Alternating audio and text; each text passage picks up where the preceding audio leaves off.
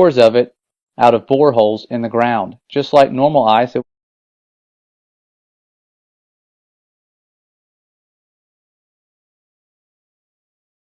cores of it out of boreholes in the ground. Just like normal ice, it was mostly clear and sometimes white, and it would melt into liquid water if it got warm. The whole area of Antarctica is covered in this kind of ice. But that wasn't their main kind of ice. The only time I ever saw them actually studying normal ice was when a film crew from National Geographic came by. The rest of the time, which was most of the time, the scientists were studying something they called sky ice. This stuff was totally different. We were never allowed to go into the laboratory areas of the station because the labs had to be kept super clean, and they said it would mess up their work if they risked letting too many people in the lab. But one time, one of the researchers that I was friends with showed me a piece of sky ice. You couldn't touch the stuff with your bare hands because it was so cold. And it wasn't clear or white like normal ice. It was solid blue. He said that's why they call it sky ice, because it was the exact same color as the sky. We had to wear thick, heavy going outside gloves to handle it. The stuff was so cold, it would instantly freeze your skin if you touched it. I don't remember what the temperature he said it was, but it was something like hundreds of degrees below zero, way colder than the normal ice that was outside. He had to carry it in a metal bottle that was kind of like a thermos. He let me play with the piece of it for a while. It felt lighter than a piece of normal ice of the same size, like it wasn't very heavy at all.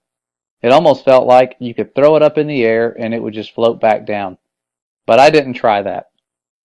And it was also a little flexible when I tried to bend it. It didn't break like normal ice would, and even for a small piece, you could see through it. It was solid blue right from the surface. And here's the really weird part. It didn't melt into water. When it got warm, because we had it inside, it just started to shrink. It got smaller and smaller, but my glove never got wet. And there was no water on the floor. The stuff just turned into thin air when it got warm and vaporized. He said that was the reason why they had to study the stuff right there in Antarctica. You couldn't take the sky ice back to America to study it because it was almost impossible to keep it cold enough during transit. And then they shared a verse right here where it says, "And above the firmament that was over their heads was the likeness of a throne, as the appearance of a sapphire stone. And upon the likeness of the throne was the likeness as the appearance of a man above upon it." And then we continue off where it says it would always vaporize into air, and you'd have nothing left when you got back to the U.S., he said.